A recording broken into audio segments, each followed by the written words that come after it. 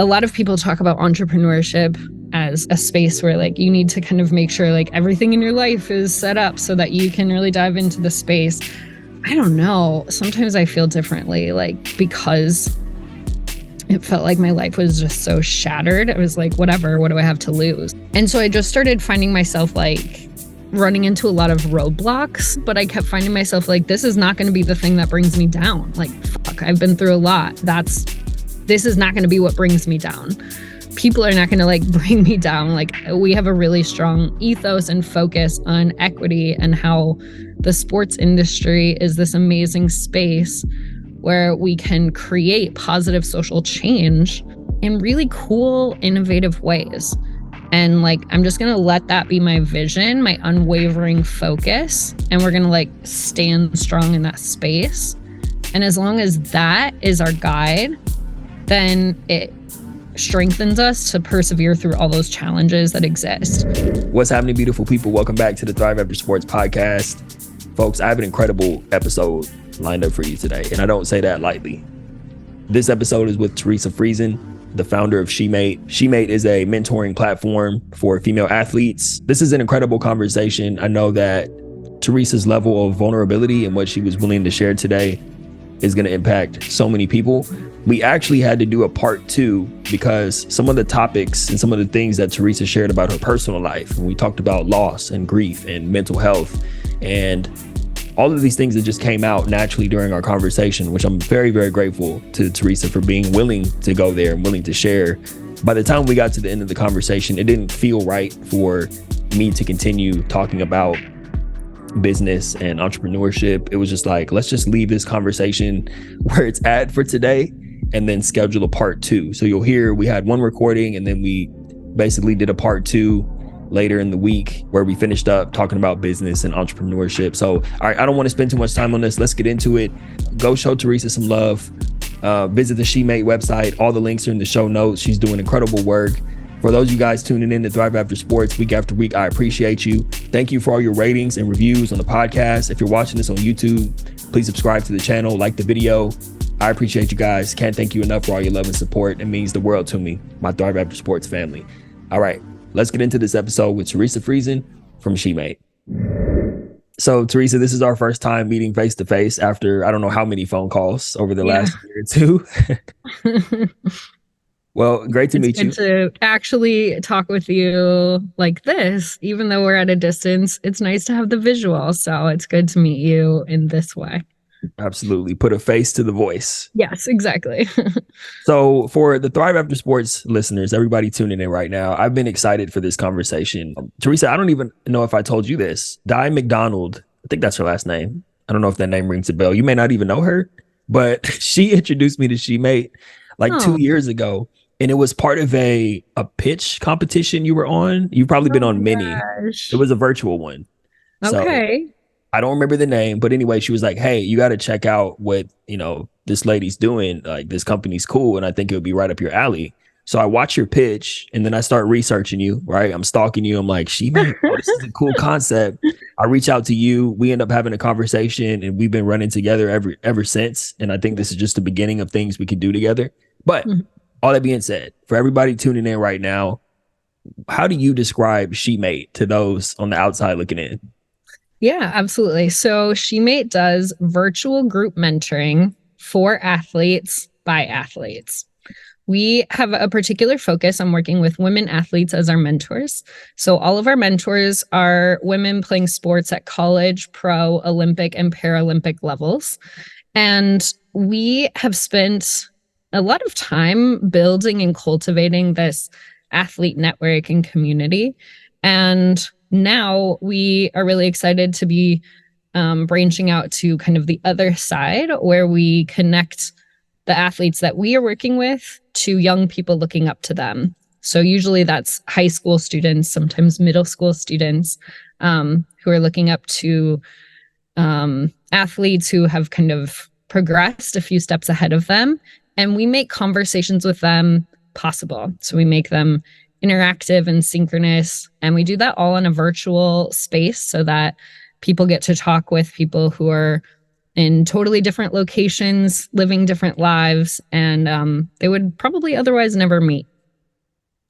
So, for obvious reasons, this is incredible and this is necessary and this is needed right now, especially in the ever changing world of athletics, let alone, women's sports. So, the question I have for you is why? Why did you decide to start this? Yeah, absolutely. And I was kind of laughing when you said like you heard about this 2 years ago, because that was the very, very beginning. Like, not even as a business, it was just like an idea at that point. And so it's super cool to hear that that was where you first connected, and like the change that has happened since there has been really exciting. But it essentially came about from an event in Lincoln, Nebraska. And at this event, the University of Nebraska Athletics Department was talking about how they wanted to just recognize the inequitable lived experience between men and women in sport. They wanted to be honest about it, and they wanted a tangible solution to it. So first, I was really amazed and excited for a school to be like, hey, this is what's going on. This is the landscape. Let's do something about it. And that caught my attention. So I left that event and I just started digging in. And of course, what I found is that experience is not unique to Nebraska. That's everywhere. And so I just started going, okay, what can we learn in this space? I had been teaching as a college professor of sociology at a 2-year college. And so I was already really interested in the systemic societal inequities, learning and like the research side. But I wanted to kind of like learn about it from the person side. And so I just started talking with women in sports. So I thought I would talk with some local athletes, but people all over ended up being really interested in diving into the conversation. And so I had hundreds of conversations with women in sport, college, pro, Olympic, Paralympic. And even though they were in these different levels, different sports, different locations, I started noticing 2 recurring themes. One is that they wanted to connect with each other, and 2, they wanted to connect with young people looking up to them. And so from then to now, we dove into a lot of market research and testing and trying out different things. And essentially what we found is that this group mentoring kind of delivery is really the best way to go, because it builds this community of people who, again, would otherwise never meet each other. And they get to talk about things that are relevant and important to them, and really affirm each other, validate each other, and be like, oh yeah, I'm going through that too. Here's what's working for me. How are you doing? So it's really powerful, really amazing conversations. That's awesome, Teresa. Now, I want to dive more into your personal journey leading up to this point. Like, I know you said there were some things going on in University of Nebraska that caused you to start to formulate this idea, and then speaking to more female athletes is what had you actually take action to start it. But what was your journey like? We can just talk about like after college, or we can go back before then, but just your road to entrepreneurship. I think that's important for people to hear the backstory. Yeah. And, it sounds a little cheesy, but I'm being completely sincere. I feel like I kind of found myself when I got into entrepreneurship. I had honestly never even thought about it prior to this company. And it's really an amazing space. In college, I majored in social work. I worked in nonprofits in Omaha, Nebraska after undergrad. And I liked it. I enjoyed it. And I decided, okay, if this is kind of my career path, I would like to dive in more deeply. And so I went to grad school, I moved to Chicago. I specialized in school social work and cognitive behavioral therapy. So how our thoughts and our feelings affects our behaviors. And then I worked in rural Iowa. So I worked in schools, hospital, and, it's a rural community. And so there were shortages of people in kind of the wellness space. That resembles, nationally, we have a shortage of that as well. But that was, again, true in that particular community. So I was wearing a lot of hats. And then the 2-year college started a human services program. So I started teaching as adjunct. And after one academic year, they brought me on as full-time faculty. So for the last several years, I was teaching at this college. So from undergrad through teaching, that's, a 15-year span. And in those 15 years, I started recognizing that, I'm talking on kind of a micro level with individuals about their wellness or barriers to wellness. And then in kind of the classroom setting, the teaching side, we're talking about barriers to wellness as society, as a country. And so over those years, I started going, okay, these are all these like micro conversations or like conversations that are essentially dependent on other people being there for you and like connecting with each other. That's super, super important. But I started going, okay, how can we utilize tech to increase access to wellness? So if right now we're really focused on like finding people who can be supportive and there for us, that's great and important. But also we need to like figure out what tech can also do for us in expediting wellness. So that was kind of like a recurring theme that was going through my mind. Well, then the pandemic hit and I'm working remotely. And as I'm working remotely, I started going, okay, wait, how can we increase access to wellness through tech? And I just started like Googling. So instead of like driving to work or socializing with, coworkers in the lobby, I would just Google, how do you start a business? And I had a lot of learning to do. I still do. Like, it's a big learning curve. But I started thinking like, okay, I want to infuse my career experiences into the business startup realm and like just thinking practically about how to do that. And so that kind of led me into this space. And that led me to essentially returning to Nebraska, to getting into like some more kind of thinking about how to build something out of my home state. That's where I was from. So it kind of lent itself well to that move. And essentially led me to like even being able to attend this event that I was talking about in Lincoln, where they started talking about, what they're seeing in the athletic space. One of the biggest things that you shared that really stood out to me was how you were accumulating all this experience over time, which led you into, you didn't just like, you're like, I'm just going to be a tech founder. Like, there's nothing wrong with that. But I think it's important to take inventory of your skill sets and look at how you can actually make a difference in the marketplace before you go into founding something. And then when you talked about being in rural areas, how you felt that lack of, I don't want to say lack of community, but there weren't people who were thinking the way you were thinking, at least in terms of wellness. And so I think it's interesting that you are now the person who brings people together in a way that fosters community and like-mindedness. So one of the things that, as I was thinking about this conversation today, everyone likes to talk about the glory of entrepreneurship and how wonderful it can be. I'm sure there were many. I know this is a loaded question, but can you talk about some of the challenges that you had, at least early on, just, getting SheMate off the ground? Yeah, absolutely. So I think it's really important to know also like where my headspace was and coming into this. Like I mentioned, I had like a lot of curiosity and interest in exploring entrepreneurship, but there are a lot of reasons to not dive into that, right? Like it's an intense space and it's full of risk. It's like inherently risk filled. And I loved my job and I loved my colleagues. And so there wasn't like an immediate, push for me to leave something that was good and secure and dependable. But I went through a major loss in my family. And very, very unexpectedly, my son died. And when that happened, my entire life shattered. And I had to dig deep into essentially how to restructure my life or even like build my life. Like there wasn't even like a rebuilding because the life I knew couldn't, be replicated.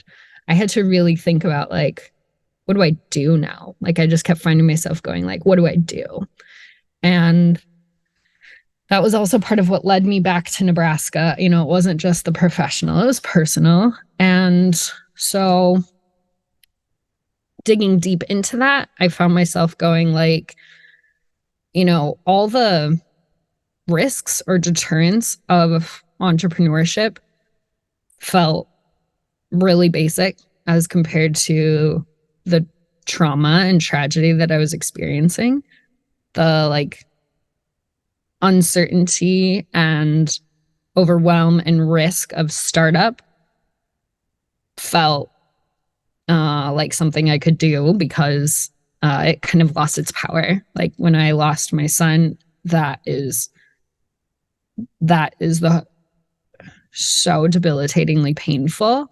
And I've just found myself like, well, what? Like this stuff isn't going to bring me down. I'm going to try it. So I kind of went in with that mindset. Like a lot of people talk about entrepreneurship as like a space where like you need to kind of make sure like everything in your life is set up so that you can really dive into the space. I don't know. Sometimes I feel differently, like because it felt like my life was just so shattered. I was like, whatever, what do I have to lose? Like, might as well try this. So in the beginning, especially, I got a lot of backlash. Initially, I had started this business thinking it would be a women's centered NIL company, because at that point, NIL was just a couple months old for the college level athletes. And that I thought, you know, hey, let's explore that a little bit. There's a lot of pushback because that was really messy and new and everyone was trying to get into that space. And so I just started finding myself like running into a lot of roadblocks with that type of focus. And honestly, like that was really hard, but I kept finding myself like, this is not going to be the thing that brings me down. Like, fuck, I've been through a lot. This is not going to be what brings me down.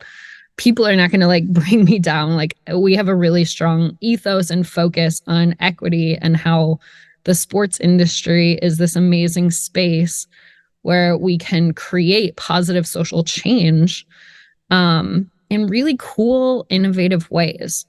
And like, I'm just going to let that be my vision, my unwavering focus. And we're going to like stand strong in that space. And as long as that is our guide, then it strengthens us to persevere through all those challenges that exist. So in the immediate, it was like, well, immediate to present, like challenges being things like revenue, of course, is difficult. Like if and when you bring on investors and if their perspectives are aligned with yours or the company's, knowing that that's a long-term relationship where you're making a lot of decisions together. A lot of thinking about like, okay, where do we kind of pinpoint our focus? Like, do we stick with NIL? Do we experiment with other ideas? There are a lot of things that we were exploring. From my perspective, I'm coming from like the social sciences world. So I'm thinking like, okay, let's explore a lot of different possibilities.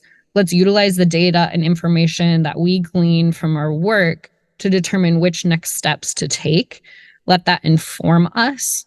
That perspective was not received by a lot of people. Like they would say like, just go with one, do it. If it fails, do something else.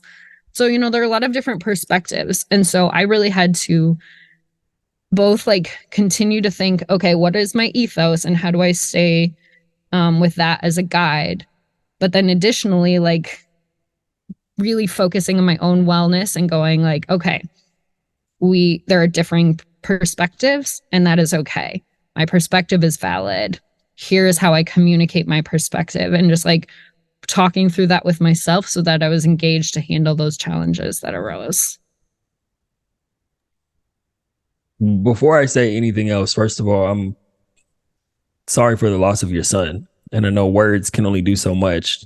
You know, sometimes I feel weird saying that to people because it doesn't change anything. But I mean, that I didn't know that about you.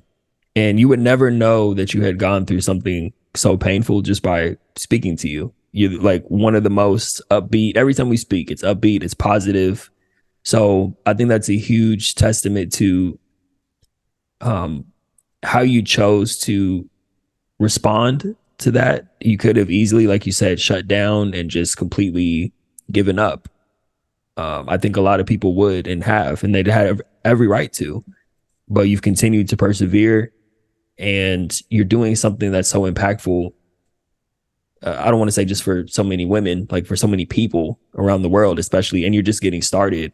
And I think that's a beautiful thing. And, you know, the way I see it, and I'm sure you see it this way too, is that in a sense, you are honoring your son by the work that you're doing. So, yeah. You know, I would like to kind of dive into that a little bit. Yeah, I appreciate you and I appreciate your, I'm going to say your kind of your ability or your choice to kind of go into the depths of pain. I know that that's a big part of like what you do in this work, and like willingness to let other people like be honest about their pain and suffering, and to think about what they need to do, what's right for them. And I think this is both like the power and challenge of things like these public spaces, because, you know, of course, like as I'm building a business that I love and I care about and has a lot of purpose for me, excitement for me, that gives me energy, that it gives me joy, and it's something that I'm like excited to talk about and share. It doesn't mean that pain doesn't exist, right? And there's this constant like dichotomy of both, where there's like this dissonance always. And I just share that because it's so true for so many. You know, it's so easy for us to like see someone else and make assumptions about their experiences or their lives. And I think, you know, social media, for example, is a really important place to consider that. Like, even, you know, people who are closest to me, if they see any of my like public facing things, they'd be like, oh, good, all is well, right? And in a lot of senses, a lot of metrics, things are well, but it doesn't mean pain doesn't exist. And I think it's just important for us, especially in the sports industry where people are calling that out more and being honest about that. I think it's just a reminder, like, one conversation is one part of a person, or one, you know, way that a person like is kind of showing up in the world is great, and we can celebrate that and support that and recognize that they are a full person with a lot of feelings and a lot of experiences, and it's good to dig into all of that. You said something about like shutting down, and my gosh, I'm just going to keep going. Like, my mom died of cancer when I was 21, and she was diagnosed like 7 months earlier. And I had no idea how to grieve as a 21-year-old. And for a long time, I pushed that away and I shut it down because I just didn't know. And I found myself like, oh my gosh, when I'm grieving, like I can't even function in anything. So I'm going to shut that down. So it took me like my 20s to like figure out how to like grieve and function in the world and feel well. And it's really fucked up that I had to experience such a major second loss. And when my son died, I like did not care to like be strong in any capacity. I just let myself feel what I felt and let it like pour through. And it was massively, massively painful and difficult. And also, if I didn't let myself do that, I would not be okay. Like, I had to feel the pain. And it was just reflective of like this kid. Like, of course, there's massive pain. And why would I try to be strong? Like, it's just a reflection of the pain and the loss. And so I appreciate like the, you know, recognition of like what I'm creating and the joy that it provides, both for me and like the purpose for what we're creating. And also just recognizing again, like we all are our full selves are dynamic. There's a lot to explore there. And there's like this both and of experiences that we have. And it's not like an all bad or all good. We're always kind of teetering back and forth and experiencing all those different challenges. This is probably one of the first times in the podcast that I've ever been speechless. Like, what can I already was in admiration of who you are and what you do, but this is, and it's the timing of this, like, so let me share this. I've been going through a lot recently, just in many different ways. And when I hear some of the things that you just shared, it's like, well, not that we should be comparing ourselves to others, but in comparison to what you just described and how you've been able to push through in spite of the pain and continue building, it's like, Tosh, bro, like, I mean, there's so much to be grateful for.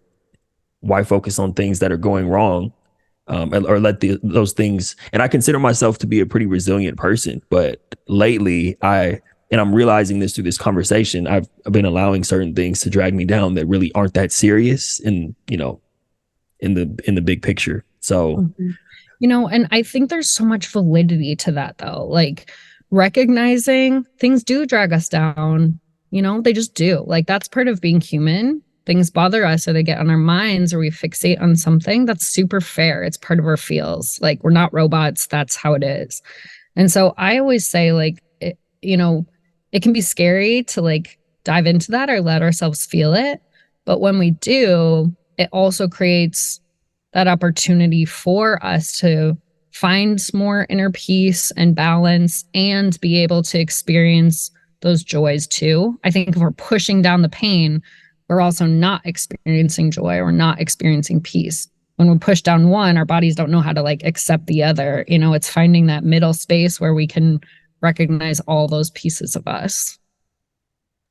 I definitely want to, I wish we had more time. We'll have to have a part 2 of this conversation, but I definitely want to talk more about SheMate. But one question I have to ask you right now is, how do you have anything or any advice that you can give? Because as you know, you never know what someone's going through, and people are listening right now who are going through all sorts of things. And do you have any things that you do personally to sort of, like you said, experience the pain? Don't push it down, experience it. Like, what are some things that you could recommend? Yeah. So, because of, what I've gone through, a lot of people will say like, oh, you're so strong, or how do you get through it? All these things. And honestly, a lot of people respond like, oh, I wouldn't survive, or like, I would be using whatever to calm my pain. And God, I get that. I get it. When we experience pain, it doesn't feel good, right? We want to push that away. It doesn't feel good. And the only way is feeling it, right? The only way. And when we push it down, again, we don't feel the goodness either. If we push out the pain, we get to the spot of like not experiencing joy and peace. I had to experience pain. And there were these times where like I refused to tell myself that I had to be strong, because I was like, for what? Like, for what purpose? I'm not going to try to be strong. I am deeply saddened. And I remember I was just crying so much that at one point I thought in my mind, like, I don't even understand how tears are coming out of my body. Like, how is this happening? Because I've like, how is this still going through? And it was like, God, if I try and like judge or critique my body or try and get it to do something else, I am like interrupting that natural way for my body to experience this healing and get to a point of what I'm going to call kind of equilibrium. So it's just feeling it. Now, when I say this again, I just want to emphasize, like, it is not easy, right? It is not easy to be honest about our struggles to ourselves even, right? Like, it's hard enough to say them to others, but even to ourselves, like, we don't want to feel it. it's very, very tempting to do whatever we can do to not feel it, but we have to. So you were asking me about like what I like tips and things. One is that I was, again, not trying to be strong, telling myself like, I've already had to be strong. Like getting through this is being strong. Inherently, it requires me to be strong. So I'm not going to try in any other way. I'm just going to let myself be what it needs to be. And eventually I can practice being strong, but like I'm doing my best right now. Another is just, I found myself like making sure that I'm like physically moving when I'm most consciously processing my pain. And I found myself having this visual, like, okay, all this pain inside of me is like right there and it needs a way to exit my body. Otherwise, it's just so debilitating. And so I would go on these long walks, or I would go to the gym and get on some sort of cardio equipment. And I would think my most painful thoughts, all those feelings and struggles and grief. I would just like make myself confront it while physically moving. And I would think about how I was letting that, I'm going to call it stuff, that stuff exit my body in ways that felt really healing and re-energizing. And then third, I'm just going to say like to really focus on not judging ourselves, like knowing ourselves without judgment. Because of this loss, my husband and I divorced. I mean, we never got to a spot where we figured out how to be a couple again. And it's not because we don't love each other or care about each other. And we always say we will forever be family. But like, we didn't know how to be a couple because we're grieving. And like, how do we support each other when we need support ourselves? And so there's like another layer of loss and pain there. And if there's critique of ourselves or like judgment of ourselves during that, like, damn, that just catapults all the pain, right? So I think of it as like mountains. Like, here's our mountain of pain, whatever the things are. If we're adding in like these comments to ourselves of like, I should be this, I should do this, why aren't I this, I need to be this. Now we have two whole things going on, right? This is hard enough. We don't need to critique ourselves as we're going through it. So just being really, really good to ourselves and giving ourselves a lot of grace. I'm glad you brought up at the beginning about sharing personal things because, and I'm obviously, I'm very comfortable, as you mentioned, in this realm, but it doesn't feel right for me right now to just be like, well, thank you for sharing all that. Now let's talk about the future of SheMate. So It doesn't have to be this week, but can we do like a 30-minute? Because my vision for this is like, and this is great, by the way, and thank you for being willing to share this level of vulnerability. As I'm listening, I'm like, this is going to help so many people that I know who listen to this show. But for the rest of this conversation, like, is there anything else that you feel based on what we've talked about so far that you want to like share with the people, and then we can talk about business the next time we meet up? Like, what's on your heart to share right now? I just want that stuff to come out. Yeah, I appreciate that. I love SheMate for so many reasons. And one of those is because we create spaces for people to have conversations like what you and I are having. We make intentional times for athletes to come together and be like, hey, I'm super strong out there. I'm struggling. This is hard. I'm stressed about X. And for people to just like connect with each other and be like, yeah, I got you. This is what I would do, or this is what I have done, or like, I'm totally in the same boat as you. That's really powerful. And I think I'm just really honored to like be in that space. I don't want to convolute it. Like, we're not a therapy group, but we certainly are therapeutic. And it's been really great to hear about the takeaways that people have. And I'm just really honored and excited about the space. Honored to have this time with you today. This was before. It's funny because, well, it's not funny, but before we hit record, you were like, well, I can go into some personal stuff, or if you want to stay focused on career and business, we can do that. And I'm so glad that you were willing to go into the personal stuff, because I think you're making me realize that I need to have more of these conversations, or at least create the space for people to be able to share things like that. So I'm just honored, and I appreciate you being willing to go there, because you know as well as I do, everything you shared today is going to help someone.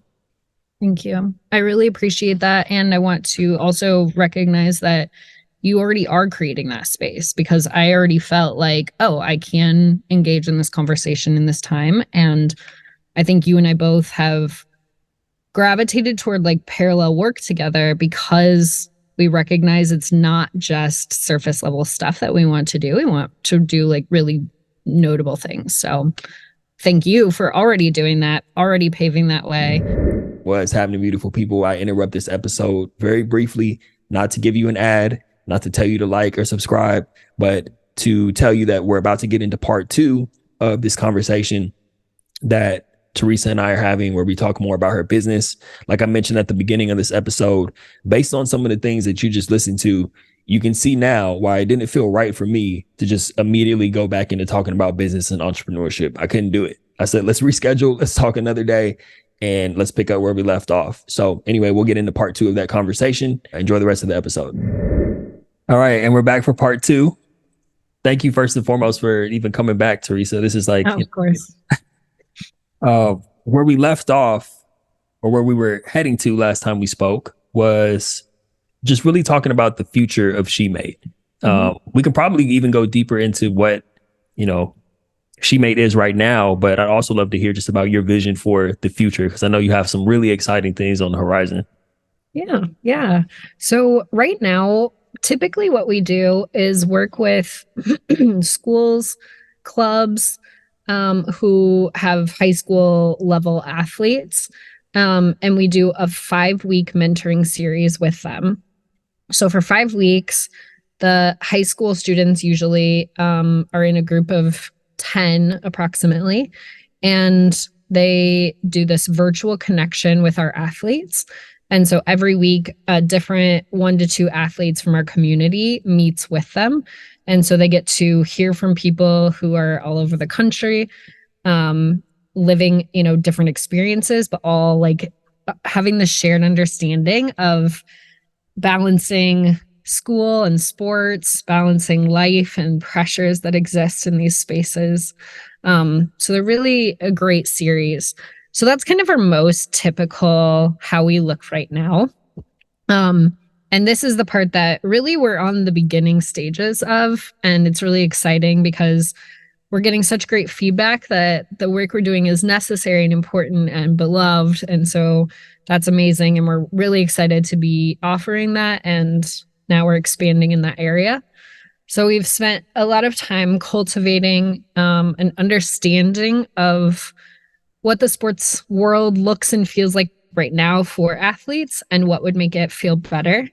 And that's where we created this community of college, pro, Olympic, and Paralympic women athletes who want to connect with young people looking up to them. So we've really cultivated our athlete community. Now we're at the beginning of these 5-week series where the community that we have is now accessible to meet with young people. So they get to have these interactive, synchronous conversations. They're virtual, so they're really easy to participate in. And yeah, we're at the beginning stages and we're growing in that space. So then looking forward, we have some really cool partnerships that we're just at the very beginning stages of, and that will really help with increasing that access to young people.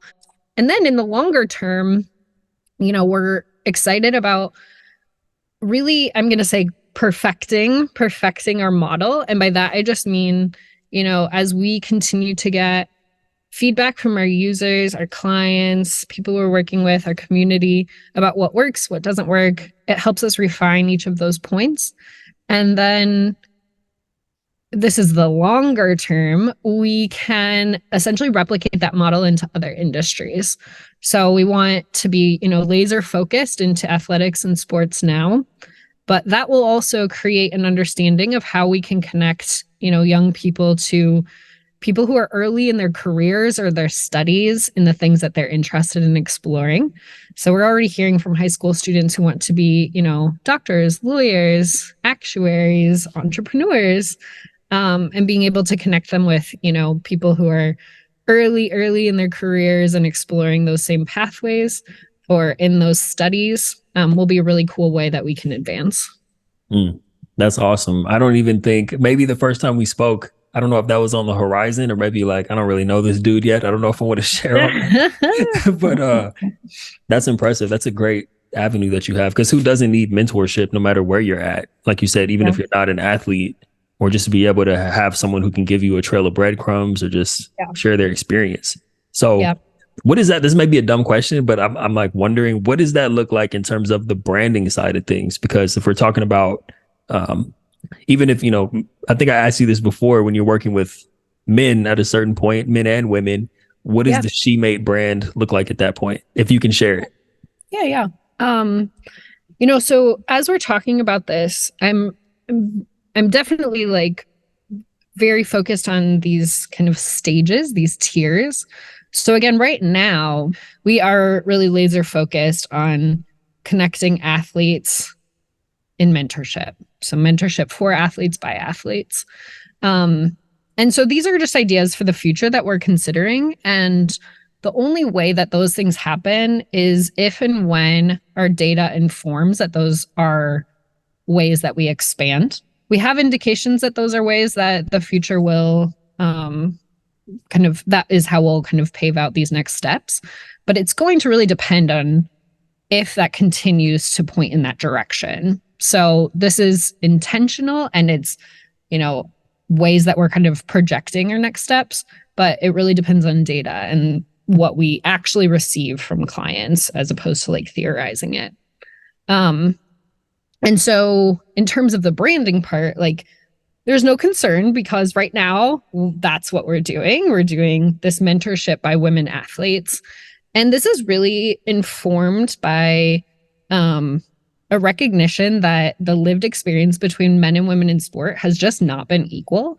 And women athletes are not getting the sponsorships that they want or that they need. They're having to look for these opportunities to essentially like self-fund the things that are important to them. And so when we started thinking about how we make this work, we realized that one, women should be paid for their work. We see a lot of problems in that space in many industries. And two, that we want the work that they do with us to be progressing their own brands, progressing their own, resumes and readiness for their next steps. And so working with us is something that, they can talk about in a job interview. They can talk about with a future employer. They can talk about on, their social media channels and be really proud of. And so it's building not only our brand, but also theirs. And that's really, really important to us. So we are basically paying homage to women in the athletic realm from our name, from our brand. That also has potential to expand again beyond the sports industry. Because one of the things that we constantly find and is always reinforced is that all of us need much better positive representation of women on screen. There are so many ways that women are reduced to really kind of limited ways that we, quote, should live or act or be the way that we should look. It's so reductive, and we want to do much better in that space. The sports industry is a major, amazing way that we can get started with that, because the depth of women in the space is just so massive. There's so many different lived experiences, so many different ways where people are living their full, authentic lives and that look completely different from each other. And so being able to like welcome that and have that be a really central focus in our space is just so, so important to us. So currently the branding all works. And again, I always focus on like following the data and what's in front of us. And so if there's a time in the future where we have to pivot away from that, it will be because it's an informed perspective. But I don't want to like make those changes right now when it's just a hypothetical in the future. Understood. That was a very well explained answer. Yeah, essentially my summary of that is don't put the cart before the horse. So Okay, basically, yeah, I guess I could have just said that.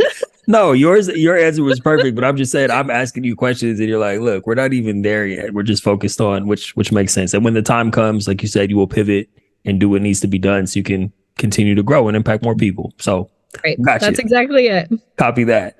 A really impactful conversation that we had a phone call probably 3 weeks ago at this point, and I was telling you about some of the things that I'm working on and sort of my vision for the future of Thrive After Sports. And I thought it would be good to ask you today just about what you shared with me, the difference between, so it's a 2-part question, maybe even a 3-part, but like your view on the difference between sponsorships and partnerships.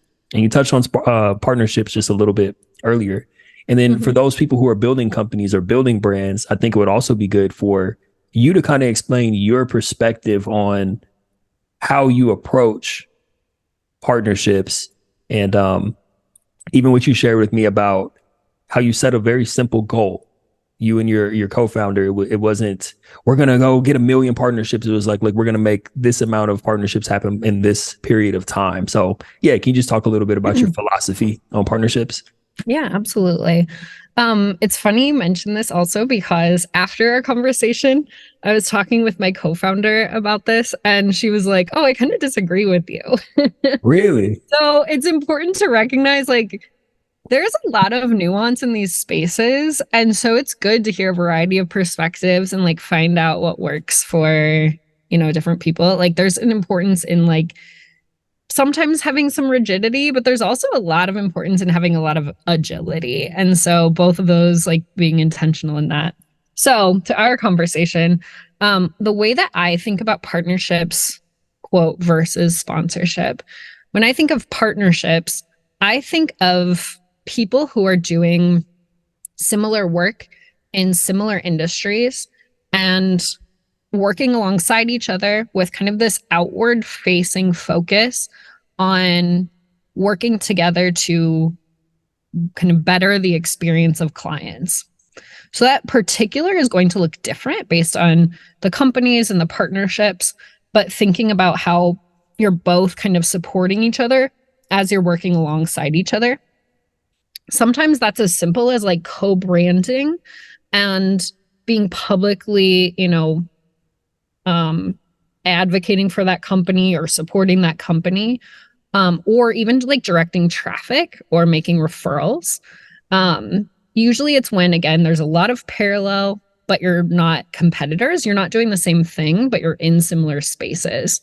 And so because you're in similar spaces, you just enhance each other because you're not trying to do the same thing. You're not competing. And so, for example, we just announced a partnership with Huddle, and Huddle does, video work for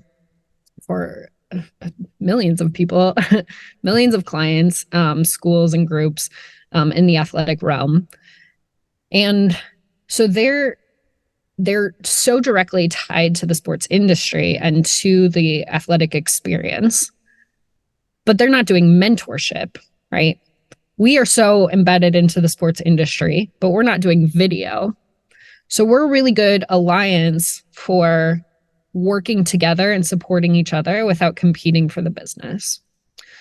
Where I would say that differs from sponsorship is where a sponsor is going to essentially pay for their branding to be in a space where they're aligning with both a company, like vetting that brand, but also in terms of the kind of shared audience experience. So looking for participation in a space without, I'm going to say like without doing the work almost. So like where your company is doing something that makes sense for them and fits with them. But again, like they're just wanting to have involvement there for a different reason. So for example, when we're doing mentoring with high schools, clubs, there's a price tag to that, right? So we are providing that, and schools or clubs are paying for that. Well, sometimes companies are like, hey, one of the things that's really important to us is to be a supporter of our local community. How can we support our local community? Hey, SheMate's out in our local community. They're providing mentorship to high school level students. How about we pay for students to be able to access that mentorship? So then there's that monetary component. So that's kind of the difference in how I think about it. Now, which part of that did your co-founder disagree with? Just out of curiosity. Her perspective was that they should be much more like integrated. So that when we're thinking about collaborative work together and we're thinking about like financially backing things, that those can or should be integrated. And so one of the ways that you kind of like demonstrate support is the dollar, right? Mm-hmm. Like that's just a way that happens. And I will also say, like, my co-founder and I, we are a really, really good co-founding team. And one of the reasons is that we tell each other our perspectives. Sometimes we agree and sometimes we don't. And it's okay. Like, we support that. We make space for us to vocalize our perspectives. We think about them, we marinate on them. And sometimes we proceed in a compromise. Sometimes we go with one of our perspectives. And I think that's a really, really important part of this work, but it requires a lot. And I would say, like, it's hard for a lot of co-founders to kind of navigate those differences. But like, if you don't, it's, I think, even harder to build an effective company. Mm-hmm. Yeah. I'd imagine it's like you have a built-in system of checks and balances, like you said, that kind of keeps you both, I don't want to say accountable, but, keeps you both in a space where you're not married to any one particular idea. You can kind of, but it's funny you bring that up, because I probably, and this before we had that call, the lines were blurred for me. And that's why I wanted you to share that right now, because that may kind of give someone else a different way of looking at it. Yeah. I think really, since I've been in business, or since I started establishing partnerships or sponsorships, I've been looking at them as the same thing and treating them as the same thing, versus if you can separate the two, it's like, whoa, there's this whole world of other opportunities that were right under my nose that I wasn't considering. And to be honest, from my perspective, a lot of time, because there wasn't a dollar amount attached to it. Yeah. And because the two worlds were blended, I'm like, well, if I'm not being compensated, then there's no partnership and clearly no sponsorship, versus there are different ways to do things. And truthfully, I feel kind of dumb for not like realizing that right off the bat. But I say all that to say your perspective really helped me. And as it's only been 3 weeks and I've already got some good, solid partnership and sponsorship conversations back in motion. I love it. I love that. That's awesome. I think that there's so much humility in the entrepreneurship space. Like, you have these moments and something hits you and you're like, oh, wait, I should have been doing that. Or like, that makes a lot of sense. Why didn't I do that? And there's such a good opportunity to be like, okay, wait a second. I've been working really hard. I'm doing my best. When I receive information or when I receive ideas, I can criticize myself, or I can be like, hey, that's helpful information. I'm going to take it and run with it. So I absolutely love hearing that, like, already you're getting these partnerships. That's super cool. Yeah. Well, thank you for your insight on that. And, sure. We're on the note of talking about humility and entrepreneurship, for those current or aspiring entrepreneurs tuning in, can you give another example of, I don't want to call it a lesson, or maybe something that you learned, or something that, kind of hit you and had you looking at things from a different perspective since you've been on this journey? Yeah. I think one of the things that comes to mind is that because this is a new space for me, I'm just constantly realizing that I just have a massive learning curve. There's so much for me to learn. And when I started, I really thought of that as a deficit.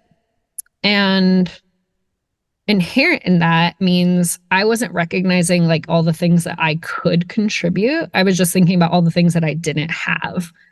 And so since then, I've recognized, okay, wait a second. I have, my particular skills and interests that I'm contributing. If I try to be an expert in all the things, I'll never do as well as when I engage with a collaborative focus where I bring multiple people to the table, where we all can hear each other's ideas, offer different perspectives, and then make choices that make sense. And so I've been shifting into that with this, like, this, again, humility and mixed with confidence. Okay, here are some things I can offer. Here are some things I don't know. Who might be a good person to talk to with that? So that's, I think, been my really big and really helpful shift. That's good. I don't even have any feedback on that one. That's good. I'm just excited to listen to that. Thank you. I'll tell you, like, also a little story of my aha in that moment. I was at this networking lunch, and I was sitting across the table from a billionaire. And in this conversation, we were talking about some business things, and this person said to me, like, oh, I don't know anything about that. This billionaire said that. And in response, I said, like, oh, I hear that. A lot of times I find myself going like, oh, I don't know anything about that. So who can I bring into this conversation so that we can figure this out together? And he was like, oh, I never thought of it like that. I was like, oh, wait, what do you mean? And he was like, well, I always think like, oh, here's a problem. I have to figure it out. Here's what I don't know. I need to find the answer.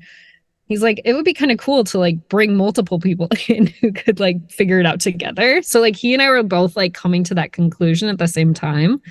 And I found myself being like, oh, everyone's on a learning journey, right? Like we're all figuring this out. And there are always moments where different perspectives hit us and we're like, oh, hey, I can use that. That's a really helpful way of thinking, or like helping us be introspective, going like, oh, I was really set in my own ways, but there are multiple ways that exist. And what can I learn from that?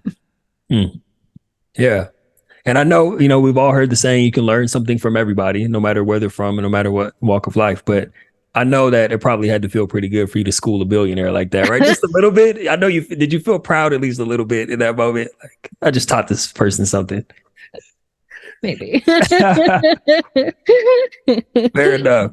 Yeah. Fair enough. Well, Teresa, I know we're coming up on time. Thank you for doing a part 2. The part 1 was so good. It's going to be the same episode, so people are listening all in one shot. But I know that between our last conversation and what we talked about today, this is probably going to be one of the most listened to or favorite episodes of all time on Thrive After Sports. So the bar has been set high for featured guests. Before we get out of here, where can people tap in with you, learn more about SheMate? Where do you want to point people to? Yeah. So our website is a big focus, SheMate.club. And we have just, I'm going to say, restarted our Instagram. Because we're a lean team, we found that we are focusing really heavily on our community, which is important. But we have a lot of stories internally that weren't being shared publicly. And we realized Instagram is a space where we could do better. So that's rebuilding. So that's also SheMate.club.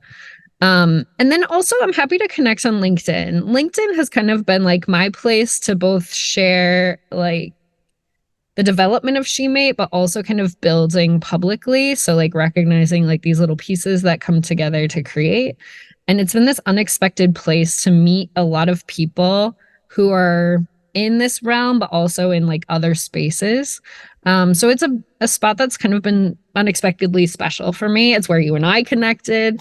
So yeah, Teresa Friesen on LinkedIn.